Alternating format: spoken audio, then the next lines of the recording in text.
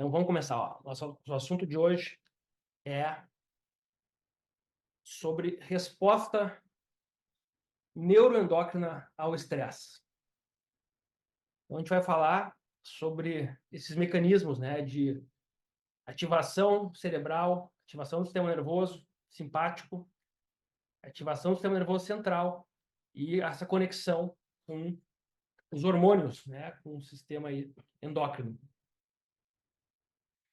Então, bom, o que é o Setvita, pessoal? Setvita é o nome da minha empresa e eu escolhi o número 7, enfim, porque eu quis, tá? Porque podem ser 8, podem ser 9, podem ser 10, mas escolhi 7 pilares para uma vida saudável. Então, são eles. O sono reparador vocês já conhecem muito bem, mas não custa a gente repetir, tá, pessoal? Sono reparador é que vai fazer... O que significa o reparador? Reparador, a gente está reparando as inflamações, as lesões, o estresse que a gente teve durante o dia. Então, o reparador significa momento de reparar do nosso corpo, inclusive fazer novos tecidos, né, que foram lesados ao longo do dia e que acontece isso todos os dias da nossa vida. Então, a gente sempre vai ter células sendo produzidas, né, diariamente e outras sofrendo apoptose, que é o mecanismo de morte celular programada, e o sono é o momento em que esses mecanismos eles mais atuam, né? Então, primeiro ponto, sono reparador. Segundo ponto, alimentação. Eu coloquei ali intestino equilibrado, porque ter uma alimentação saudável não significa que o intestino seja um intestino saudável. Infelizmente, pessoal, aqui entra uma situação que é a predisposição genética, né? E ela interfere muito na saúde e qualidade de vida dos pacientes, até em pacientes que se alimentam muito bem. Então, pacientes se alimentam muito bem, acompanham com o nutricionista, e mesmo assim, por uma questão de deficiência enzimática, muitas vezes, não conseguem degradar bem o alimento, ou por uma questão de inflamação, desbiose, não conseguem digerir e absorver bem os alimentos. Esses pacientes se alimentam bem e não conseguem ter saúde intestinal. O intestino se não é o maior gatilho, um dos maiores gatilhos crônicos de inflamação dos nossos pacientes. Prática de atividades físicas.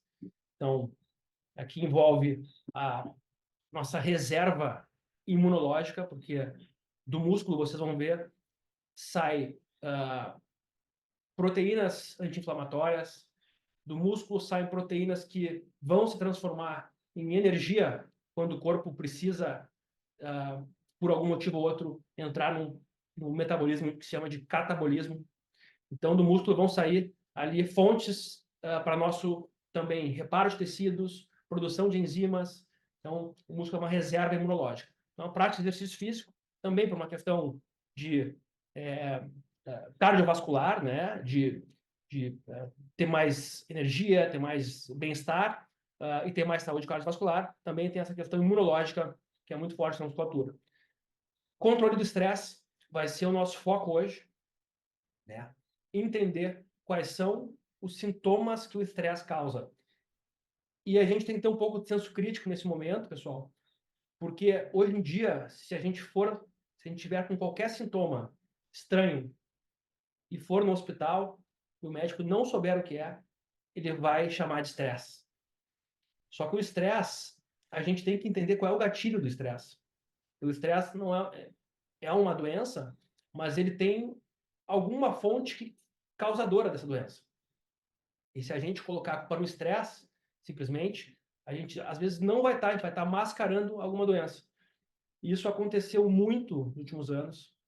Eu acho que em torno assim, de 60% dos pacientes que tiveram sintomas iniciais, que podem ser de Covid, como a gente vai ver aqui, que levaram os pacientes ao hospital, uma possibilidade de serem tratados precocemente e não terem sequelas. Teve uma quantidade muito grande de pacientes que foram diagnosticados como estresse. E daí foram encaminhados para o psiquiatra, psicólogo, para o cardiologista, né? E muitas vezes esse estresse existiu, obviamente, né? Porque nós passamos por um período difícil para todo mundo, Mas esse estresse ele também pode ter tido gatilhos virais, né, que se somaram ao nosso cotidiano. Então, nós temos que ter um senso crítico em diferenciar, né? Será que é o estresse do dia a dia que eu estou apresentando ou tem alguma coisa a mais? Porque o estresse ele sempre existiu, né, pessoal? Então, as coisas que a gente vê acontecer hoje, se fossem por conta do estresse, sempre existiriam, tá? E muito pelo contrário, a gente está vendo muita gente doente, muita gente com sintomas que não tinha antes e sendo colocada como se fosse uma questão meramente do estresse, tá? Gratidão, bom, aqui é neurogênese, pessoal. O nosso cérebro, ele participa de a produção de neurotransmissores, né? E com isso, quanto mais a gente estimular neurotransmissores de sentimentos bons, né? Gratidão, alegria, estimular, e não digo de uma maneira que a gente não faça isso intencionalmente, digo estimular intencionalmente.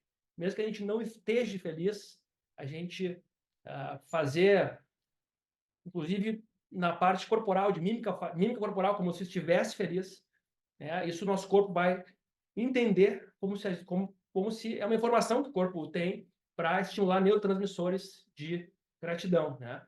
E envolve ocitocina, envolve dopamina, envolve serotonina, e isso aí pode ajudar muita gente nesse também a ter melhor saúde e qualidade de vida. E eu vi aqui que eu pulei o sexto, né? Depois eu vou ter que voltar e procurar qual que era o sexto, mas eu botei o sétimo aqui, suplementação, tá, pessoal?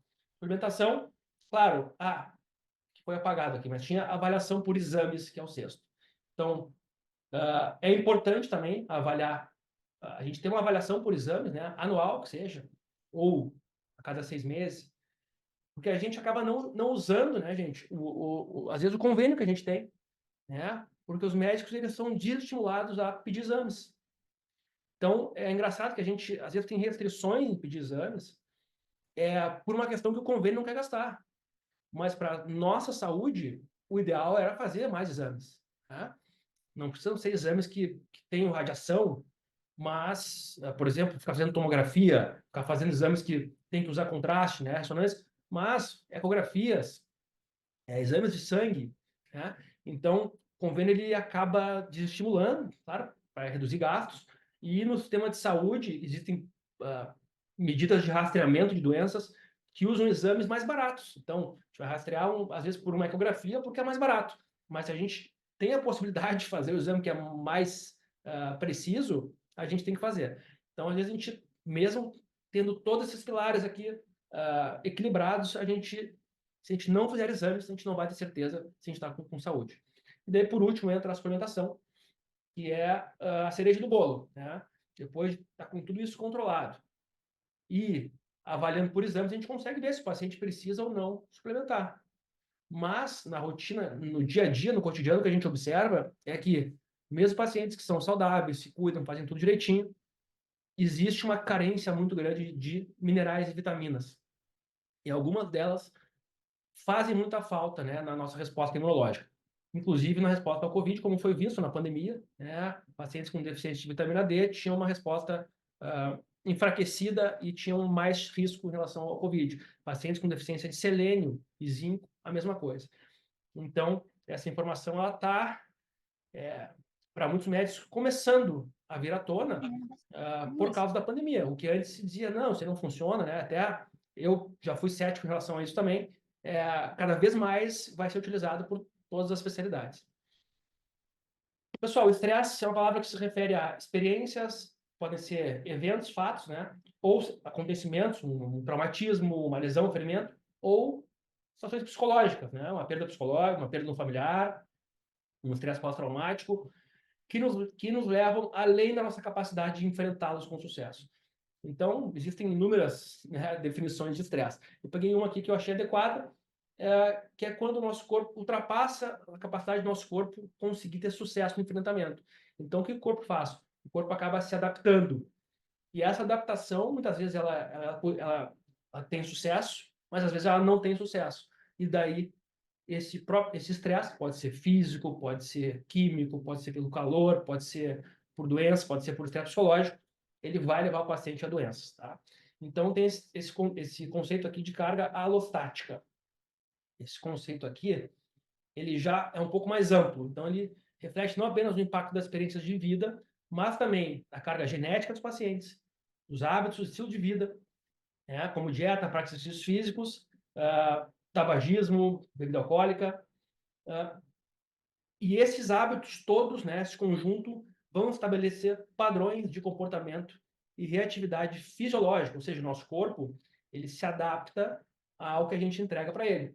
A gente entregar para ele estresse a vida toda e, vamos dizer, tristeza, ele vai ter uma tendência a reagir até momentos de felicidade, ele vai ter uma tendência a reagir com mais tristeza, porque essa região do cérebro vai estar mais estimulada.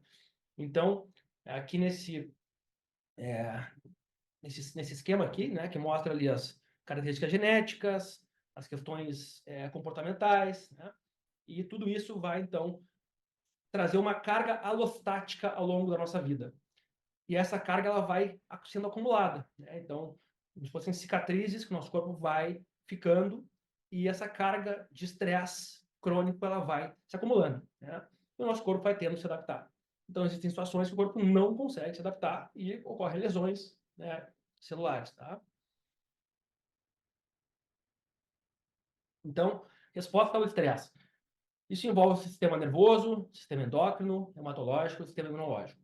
Então, é um mecanismo bem complexo, pessoal, né? O nosso corpo, ele tem respostas em todos esses sistemas aí específicas, né? Elas estão ligadas umas com as outras.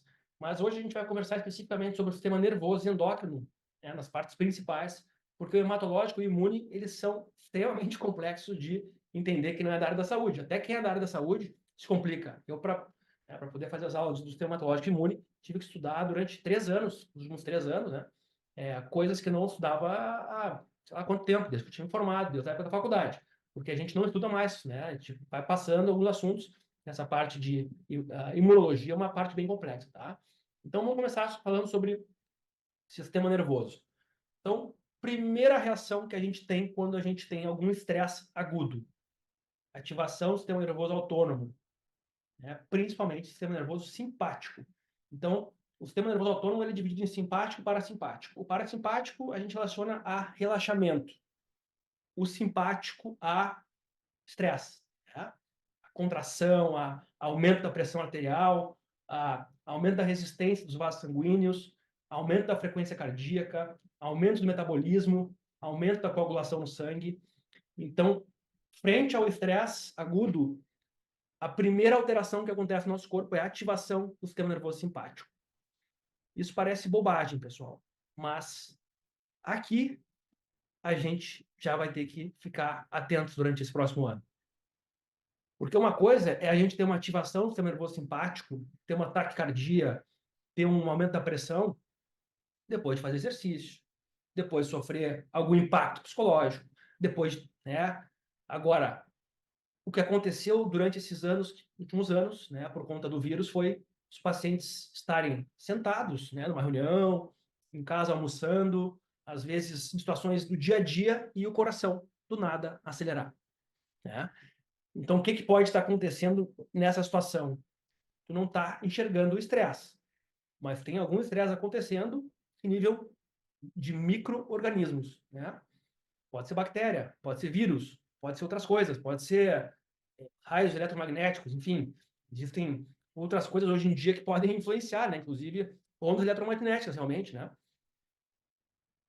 Mas isso vai ser um ponto que a gente vai ter que ficar atento. Então, do nada, uma ativação do sistema nervoso simpático, que a gente não tem motivo para isso, tem que pensar na possibilidade de ser um primeiro contato com o vírus.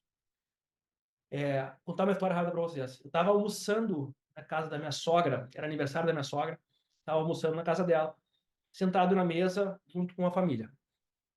E daí, do nada, isso era em 2022 já, acredito. Acho que era no ano passado ou 2022. Daí, do nada, eu senti assim uma palpitação. Só que 2022 Já estava muito calejado, né, dos sintomas do vírus. E quando eu tive Covid a primeira vez, em 2020, eu tive taquicardia. E esse sintoma que eu nunca tinha tido na vida. Então, desde então, eu comecei a observar, né, esses aumentos de frequência cardíaca, comecei a entender e observar. Então, nessa ocasião, eu tive como se fosse uma palpitação, assim, um aumento da frequência cardíaca. Eu pensei comigo mesmo, bom, se for o vírus, não tem problema. Estou acostumado, vou lá e trato, né? Porque eu nunca deixei de ter contato com as pessoas. Eu sempre tive contato com muita gente, muito paciente. E isso acaba que o risco de contaminação é muito mais alto, né? Obviamente. Então, nesse momento eu pensei para mim, falei, não tem problema, se for o Covid de novo, eu vou tratar de novo. Chego em casa depois, né? Eu costumo fazer, tomar uma ivermectina, né? Por 2 dias, né? E normalmente o quadro estabiliza ou se evolui, eu continuo com o tratamento. Não passou 5 minutos, a minha sogra olhou pro meu cunhado, que estava do meu lado, perguntou para ele, falou assim, como é que tu tá? Como é que tu está? E ele olhou para ela e falou assim, mais ou menos. Ou seja, ele estava do meu lado, estava gripado, eu devo ter respirado ou, de alguma maneira, me contaminei com o vírus. Isso é uma possibilidade, né, pessoal? E o meu corpo já conhece o vírus, ele entrou, de alguma maneira, no meu corpo e ligou o sinal de alerta. Ó, sistema nervoso autônomo, ativa aí que nós estamos com um estresse aqui para resolver. Então, isso é uma coisa que vocês vão observar, né? E nesse momento, observe na volta. Vê se não tem ninguém doente na volta, está servindo para vocês comida no restaurante, um cafezinho, não tem nenhum, não estão em contato com alguém doente. Porque vocês vão começar a ver que muitas vezes tem alguém doente do lado, tá? Isso não quer dizer que vai virar doença. Nosso corpo ele consegue eliminar antes da doença evoluir, tá? A gente já está com bastante imunidade hoje em dia. Mas cada gatilho desses de estresse, ele vai causando uma sobrecarga alostática, e isso ao longo da vida é ruim para a gente. Então, se a gente conseguir sempre observar e tratar do início, né, sendo uma possibilidade do Covid, tratar o Covid, eu observei na prática que ajuda muito, tá? Então, resposta simpatodrenal. Daí já tem uma comunicação aqui do sistema nervoso com o sistema endócrino, tá, pessoal? Então, a ativação do hipotálamo, do sistema nervoso, ativação hipotalâmica, né, do hipotálamo pelo sistema nervoso autônomo, resulta no aumento de catecolaminas, que é a adrenalina e noradrenalina. A adrenalina pela medula da glândula adrenal, tá? Então a adrenalina é secretada pela glândula adrenal e a norepinefrina de terminais nervosos do sistema nervoso autônomo. Então aqui tem uma comunicação do sistema nervoso já com o sistema endócrino. Além disso, essa ativação hipotalâmica vai causar também alteração na função de alguns órgãos, como fígado, pâncreas, rins, né? Acaba modificando a função momentânea desses órgãos, tá? Vocês vão entender que é tudo com o objetivo de, do nosso corpo, eliminar esse agente estressor e se manter em homeostase, se manter em equilíbrio, tá? Então, a adrenalina, né, produzida pela glândula adrenal, tá, pessoal? Então, é em resposta a essa ativação do hipotálamo pelo sistema nervoso simpático. E ela é como se fosse um booster, ela aumenta ainda mais essa resposta de catabolismo e resposta de aumento da pressão arterial, aumento da taquicardia. Então, ela funciona como, vamos dizer, um link entre o sistema nervoso simpático e a parte hormonal e faz uma retroalimentação positiva do sistema nervoso simpático. Então, depois a gente vai falar um pouquinho mais sobre a adrenalina aqui, mas uma das ações dela é quebrar gorduras no nosso corpo, né, e mobilizar os estoques de carboidrato. Então, aqui, a adrenalina alta, ela vai fazer com que o nosso corpo catabolize, né? Então, a gente vai começar a mobilizar estoques de energia, né, que o corpo entende que vai passar por uma situação de luta ou fuga, uma situação de estresse, ele vai precisar ter estoques de energia circulando no sangue. Depois vocês vão entender um pouquinho mais. Então, aqui esse mecanismo, né? Lá aqui seria bem local onde é o hipotálamo, aqui. Depois aqui seria a hipófise. Então, ativação hipotalâmica, liberação. Isso envia uma informação para a hipófise, que a hipófise é a pituitária ou a pineal, ela vai produzir o ACTH. E o ACTH, que é um pré-hormônio, vai até a glândula adrenal, a glândula em cima do rim, e a adrenal, então, vai produzir a adrenalina e o cortisol. Tá? Tá, e o que o Covid tem a ver com isso, né, pessoal? Então, no início da pandemia, quando eu falava sobre essas mesmas coisas que eu estou falando com vocês hoje, eu entendia, né, que as pessoas me diziam assim, cara, tu tá louco, né? Tu tá exagerando, não pode ser, isso não existe. Eu entendia, né? Mas mesmo assim eu tentava passar a informação e falava de novo, e até hoje eu falo. Hoje em dia, pessoal, não tem desculpa mais. Hoje em dia, por exemplo, para falar sobre, para fazer essa apresentação, esses artigos que eu peguei de Covid, que são poucos, eu peguei essa semana. Eu não precisava saber que, não tinha lido nenhum artigo sobre essa ativação do eixo HPA ainda, porque eu não precisava de artigo entendendo o que a doença causa no corpo, né? Então, entendendo o que o vírus causa no corpo, tu não precisa ler o artigo para te explicar muitas vezes. E na prática, observando os pacientes, eu tinha certeza que ia ter um artigo sobre isso. Então, assim, eu nem precisei, né, me preocupar em pegar artigos que eu já tinha lido. Eu botei ali disfunção do eixo HPA, né, e COVID.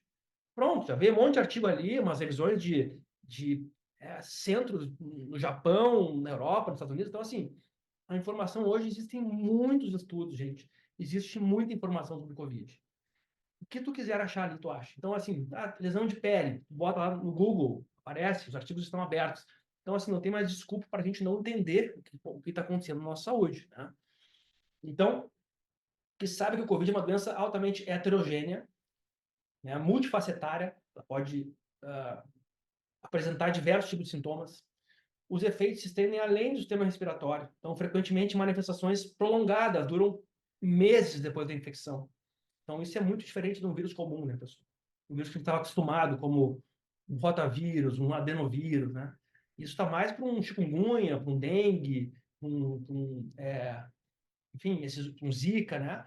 Do que doença de Lyme, do que para uma virose respiratória.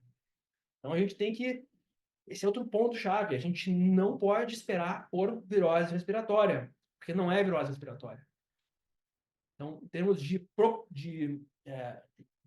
estatística, eu acredito que assim 20% dos quadros sejam respiratórios. Muito mais tem quadros intestinais, são muito mais na minha rotina, eu pego muito mais quadros intestinais que passam desapercebido, muito mais. E outros quadros sistêmicos, a gente está começando a falar aqui e vamos falar um pouquinho mais hoje. Então, já viram que taquicardia, né, pode ser um sinal. Aumento da pressão abrupta, sem sintoma, pode ser um sinal, tá? Esses dois sinais vocês vão ter que ficar atentos, né?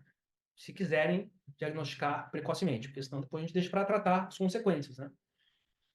Então, por que esse vírus ele é tão diferente? Porque ele entra nas nossas células por uma portinha, que é essa ECA2, enzima conversora de angiotensina 2. É uma portinha que está presente em todos os vasos sanguíneos. Então, no corpo todo, o vírus tem facilidade de entrar nas células.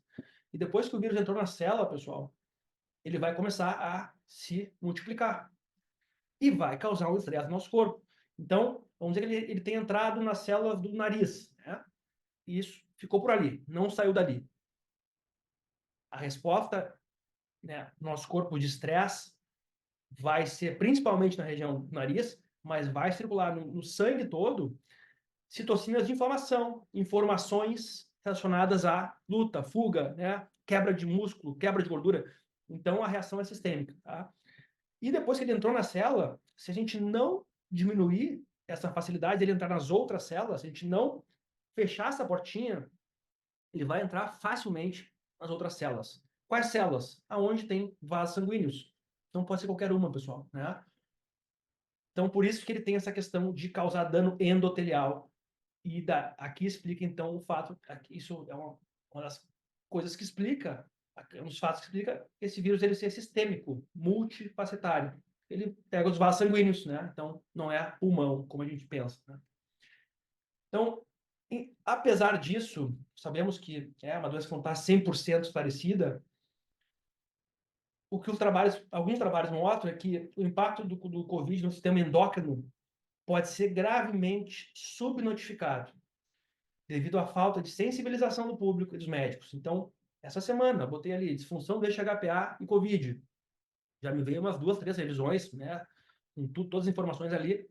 Estava ali, né? Eles já, no próprio trabalho, eles falam que existe uma subnotificação, né, por falta de sensibilização do público e dos médicos. Então, o meu objetivo com esse grupo é conscientização, pessoal. Conscientização. Porque eu acho que é isso que falta. No momento que a gente se conscientiza que a coisa está acontecendo, tudo bem. Vida que segue. Quanto menos estresse a gente tiver, melhor. Mas a gente tem que entender que esse vírus vai causar estresse. Então, não adianta a gente estar se blindando, né, de outras maneiras, e não se blindar também contra o vírus. E ele está aí, pessoal. Ele está aí e vai continuar, né, por tempo indeterminado, até a gente talvez ter alguma vacina que resolva 100% ou criar uma imunidade que resolva 100%, tá? Então, glândulas suprarrenais, em particular, um papel crucial na nossa resposta imunológica, podem ser um alvo vulnerável, vital durante a COVID, com efeitos diretos e indiretos nos resultados globais. Ou seja, os artigos falam, né? A gente não precisa, não é mais experiência de cada médico, é os artigos mostrando do mundo inteiro que a glândula adrenal ela é diretamente afetada pelo COVID. E ela sendo afetada, a gente vai ter um monte de sintoma que não é gripe. Tá? Então, aqui a portinha por onde o vírus entra, ó, ACE2, tá?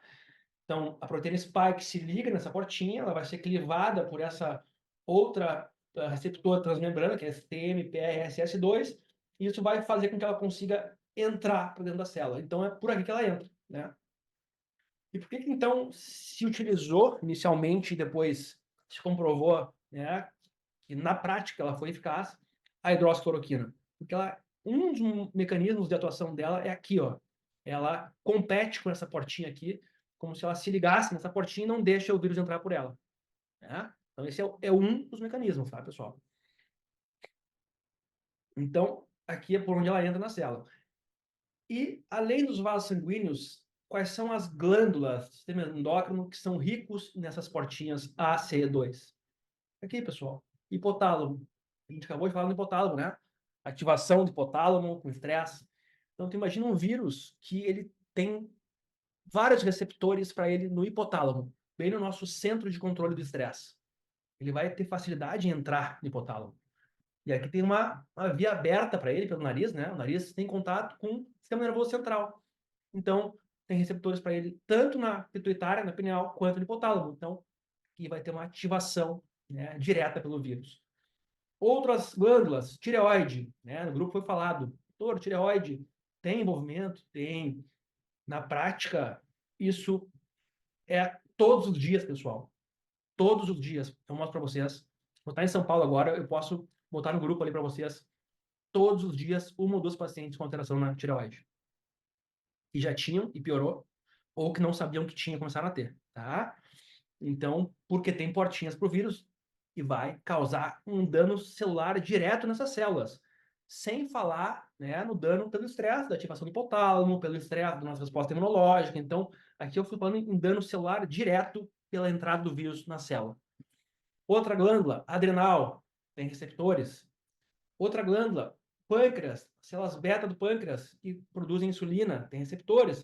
Porque as pessoas estão tendo aumento da glicose, né? Um dos motivos aqui, ó, né? Tá? Outras glândulas, ó, ovário e testículo. Então, falaram no grupo também, né? Dor no testículo que apresentou, eu tive outros casos assim.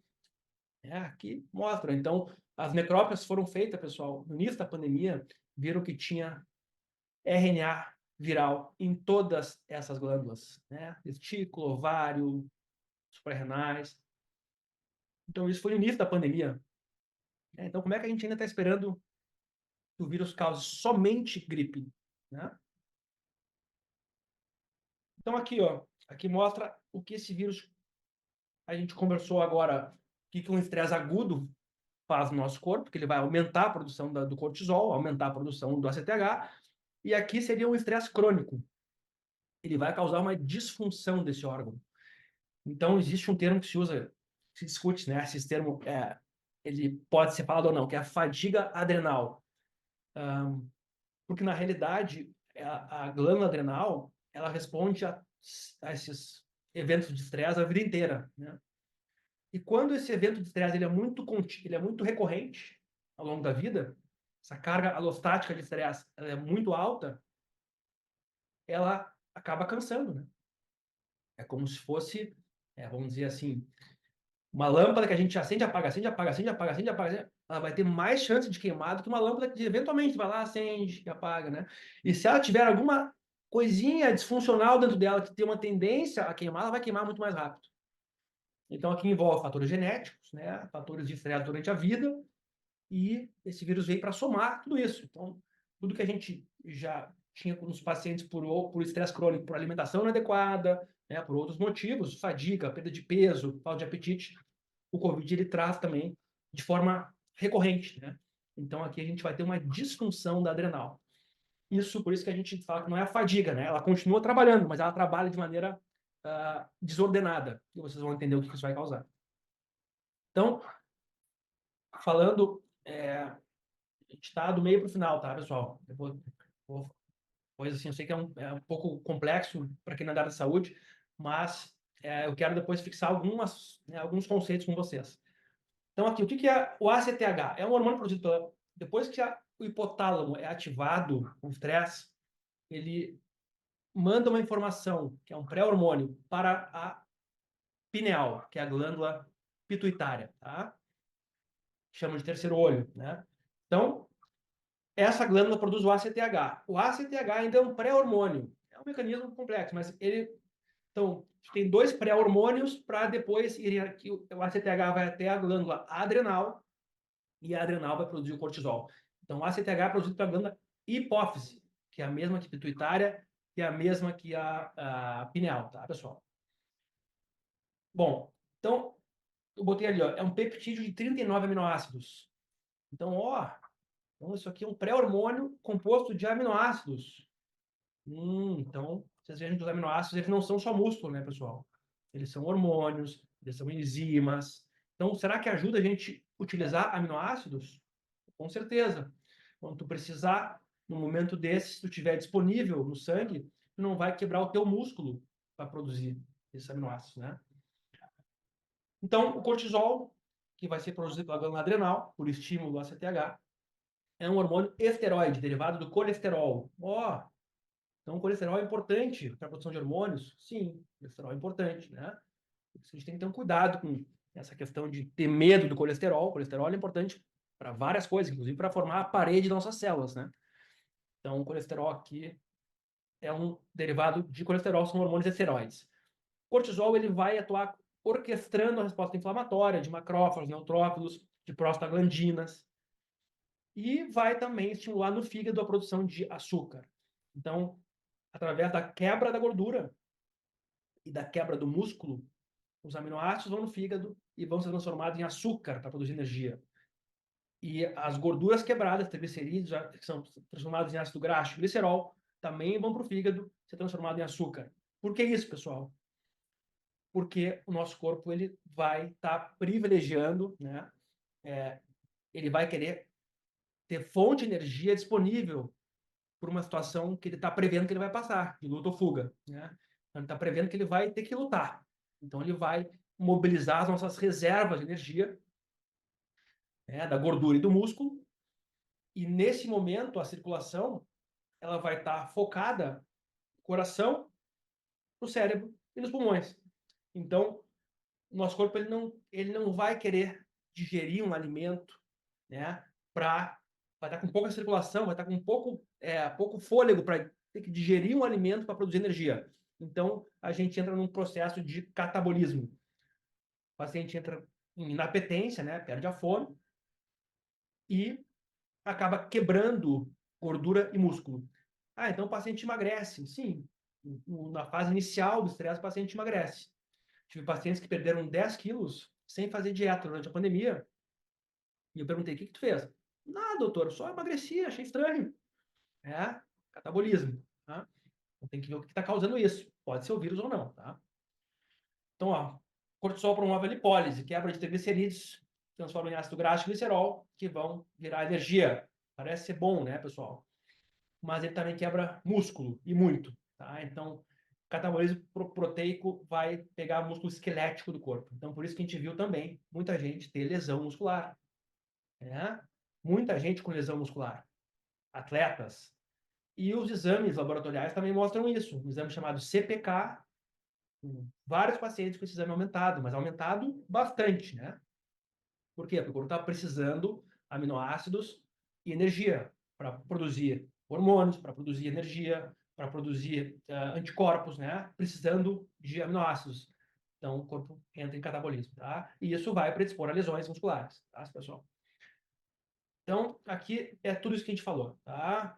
É isso que a gente já conversou agora. Ativação do hipotálamo, vindo para esse lado de cá, ó, pega a glândula pineal, o ACTH e a adrenal, né, que vai produzir cortisol. Também tem um aumento do GH, mas isso a gente não precisa falar aqui, que não interessa a vocês. Sistema nervoso simpático, adrenal vai produzir adrenalina, né? Que vai, ó, atuar no pâncreas, diminuindo a insulina e aumentando o glucagon. O glucagon é um hormônio que quebra. Que quebra. A insulina, ela guarda. Então, a gente não está querendo guardar. A gente está querendo quebrar para ter disponível essa energia no corpo. Então, aqui a gente já difere o aumento, porque, assim, tudo isso vai causar a hiperglicemia. Então, mais um ponto que a gente observou nos pacientes na pandemia: aumento da glicose, aumento da pressão, aumento da frequência cardíaca, aumento do colesterol circulando, porque quebrando gordura circula mais colesterol no sangue, aumento do açúcar. Então, são sinais aí nos exames que o paciente passou por um estresse. E às vezes o paciente se preocupa: mas então eu estou com diabetes. Nesse caso, a gente consegue diferenciar o diabetes muitas vezes porque a insulina é baixa. No diabético, a insulina é alta. Ele tem resistência à insulina. Nesse caso, não. Nesse caso, o paciente, o corpo está querendo ficar com açúcar alto para poder ter energia para combater aquele agente estressor, tá? E tem também aqui outros mecanismos renais, né, de retenção de líquido. Então, o edema, né, sentindo inchada, também é uma característica de pós-inflamação, né, de doença, tá? Então, essa retenção de líquido. Bom, só um comentário, pessoal. Nessa questão de distribuição de fluxo sanguíneo renal, que a adrenalina é uma das responsáveis, o que acontece é que o corpo ele privilegia o fluxo sanguíneo para órgãos vitais, cérebro, coração, pulmões, né? E acaba diminuindo o fluxo sanguíneo nos rins e no intestino. Então, é por isso que quando a gente... não é bom a gente se alimentar e fazer um esporte, por exemplo. Porque quando a gente for fazer o esporte, a adrenalina alta, ela vai tirar o fluxo sanguíneo do intestino, privilegiar o coração. Então vai ficar essa briga, né? Da onde a gente vai ter fluxo sanguíneo? Na digestão do alimento ou no exercício físico?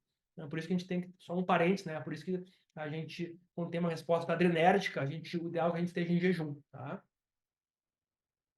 Bom, eu falei sobre ativação, nós estamos quase acabando, falei sobre ativação aguda do HPA e essa ativação crônica, o que acontece? Bom, a gente viu ali, né? No caso do vírus ativando recorrente, o hipotálamo, ele vai causar uma disfunção do HPA. Então, a ativação crônica do HPA causa uma disfunção, ou seja, a gente vai perder o nosso mecanismo de defesa contra infecção, contra estresse. E querendo ou não, é um mecanismo de defesa, né? Se esse estresse ele passar e o corpo resolver, isso foi uma adaptação. O corpo passou, efeito positivo, resolvido. Se isso não acontece, se a gente não tem essa defesa, essa infecção, essa inflamação, ela vai ficar ali, ela não vai sair do nosso corpo, né? Por mais que o nosso corpo não esteja mostrando, ele está sendo agredido, e daí vai adoecendo. Então, a idade também está associada à perda progressiva da sensibilidade do hipotálamo, né?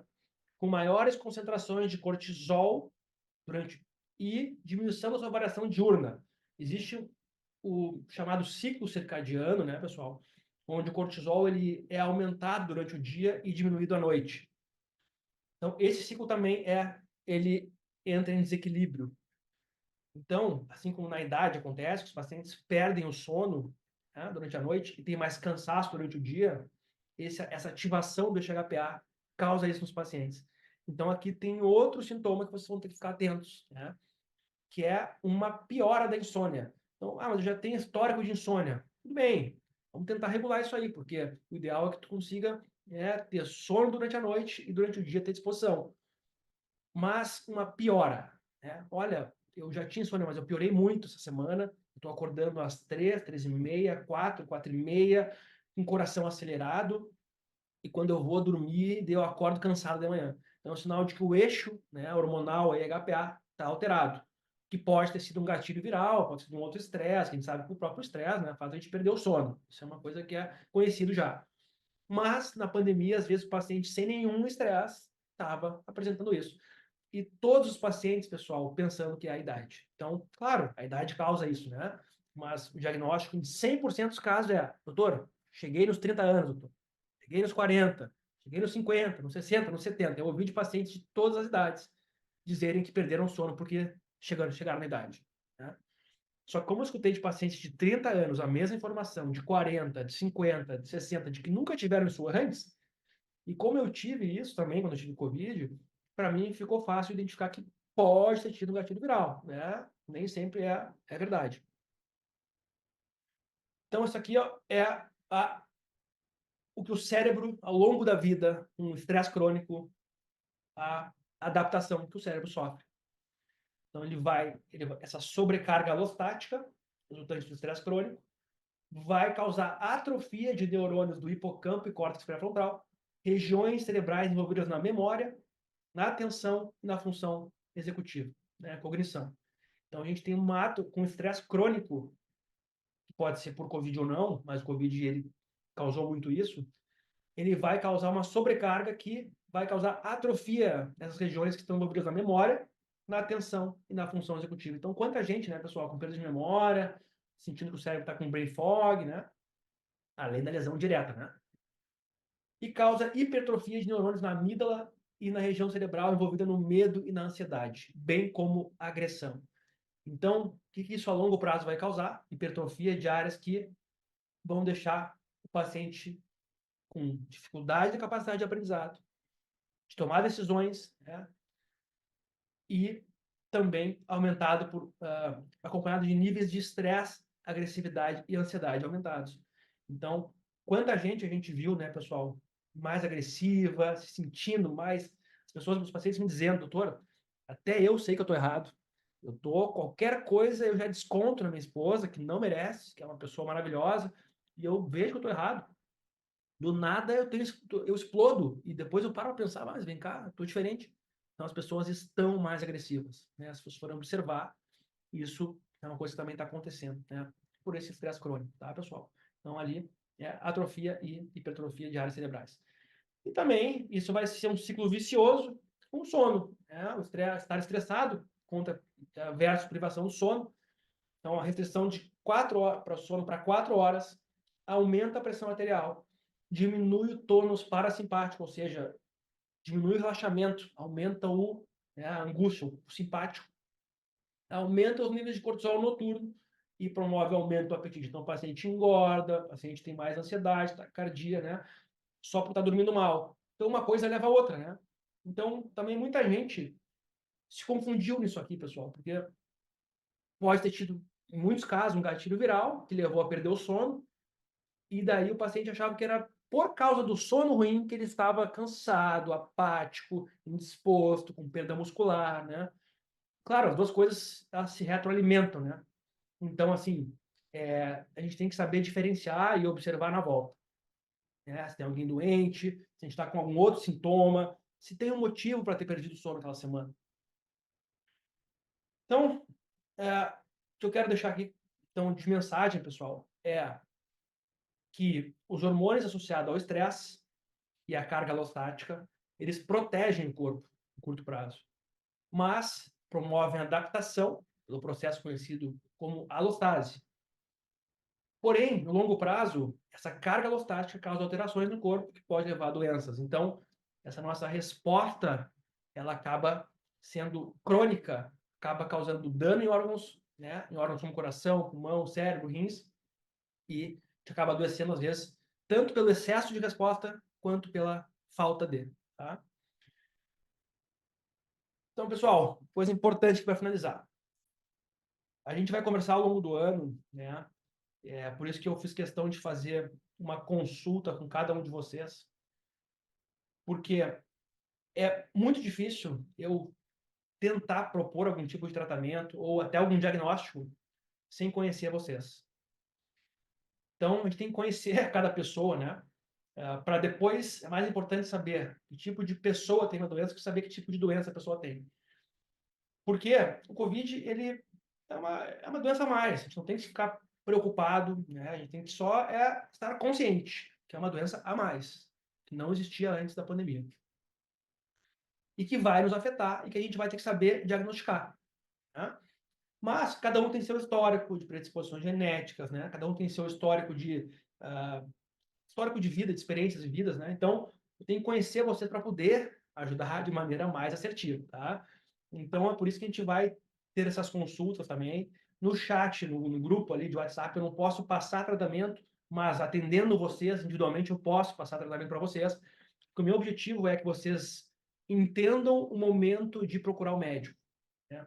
Tem gente que não quer da área da saúde, gente que não é, mas eu quero que vocês entendam o momento adequado de procurar tratamento. É muito mais do que saber se automedicar. É interessante, bom, numa situação de urgência, às vezes tu não consegue o médico, não tem outra opção, né, pessoal? Está na situação de vida ou morte, mas o ideal é que vocês tenham um médico, né, que acompanhe vocês e que vocês consigam pegar no início da doença para vocês poderem ser tratados corretamente. Então, eu queria ressaltar esses 5 sintomas, pessoal, né, principais, ó, que são taquicardia, parece ansiedade, alteração na pressão arterial, a pressão sobe, baixa, o paciente não sabe de onde. Insônia, algumas noites que o sono fica muito perturbado, né? A gente não sabe o que está acontecendo, parece estresse, né? Piora da memória, uma semana que o cérebro ele dá um apagão, assim, a gente está conversando com alguém, a gente esquece o que está falando, a gente está caminhando, a gente para e pensa, mas o que eu estou fazendo? Né? Parece loucura, pessoal, mas tem muita gente passando por isso, tá? Então, é, Então, vocês têm que pegar no início, né? Então, taquicardia, pressão alta, são sintomas iniciais. Então, vocês vão poder ficarem atentos e pensarem, pô, mas será que a idade chega tão rápido ou será que tem alguma coisa que pode estar me causando isso? Né? Insônia, muito cansaço durante o dia, né? Tontura, perda de memória. Então, esses são sintomas iniciais que ninguém fala e que vocês vão ter que, a partir de hoje, né? Se vocês entenderem esse recado, que isso cronicamente adoece, vocês vão ter que ficar atentos. Por quê? Porque tem como tratar, né?